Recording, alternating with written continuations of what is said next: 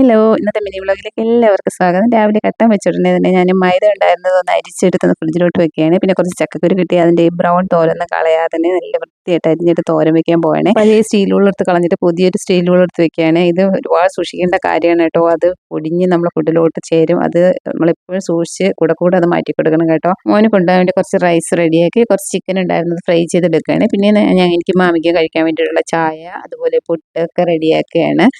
പിന്നെ പുട്ടിന് വേണ്ടിയിട്ട് കുറച്ച് പപ്പടം ഉണ്ടായിരുന്നതൊന്ന് പൊരിച്ചെടുക്കുകയാണ്. മോന് കഴിക്കാൻ വേണ്ടിയിട്ടുള്ള ചപ്പാത്തി റെഡിയാക്കുന്നുണ്ട്. എല്ലാം ഭയങ്കര സ്പീഡപ്പായിട്ട് ചെയ്യുകയാണ്. മോൻ വന്നു, അവന് കഴിക്കാൻ ഫുഡ് കൊടുത്തു. അവൻ കഴിച്ചിട്ട് പെട്ടെന്ന് ഓടുകയാണ്. ഞാൻ ചക്കക്കുരു ക്ലീൻ ചെയ്ത് തീരാത്തത് എടുത്ത് ബാക്കി ഇവിടെ നിന്ന് ക്ലീൻ ചെയ്ത് ഒന്ന് കട്ട് ചെയ്തെടുക്കുകയാണ്. ഭയങ്കര ബുദ്ധിമുട്ടുള്ള കാര്യമാണ് കേട്ടോ ഇതൊന്ന് കട്ട് ചെയ്ത് റെഡിയാക്കി എടുക്കുക എന്ന് വെച്ചാൽ.